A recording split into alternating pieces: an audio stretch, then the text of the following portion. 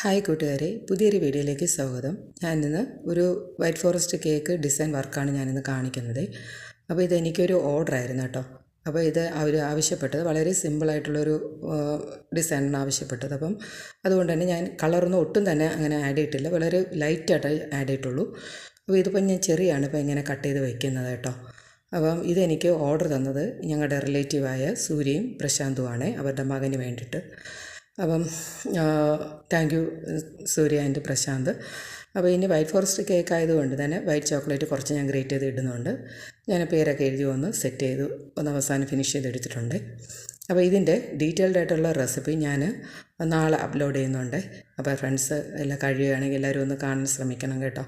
അപ്പോൾ നാളെ ഒരു 8:15 മണിക്ക് വൈകിട്ട് ഞാനിത് അപ്ലോഡ് ചെയ്യുന്നുണ്ട് കേട്ടോ. അപ്പോൾ ഇത്രയേ ഉള്ളൂ ഇന്നത്തെ വിശേഷം.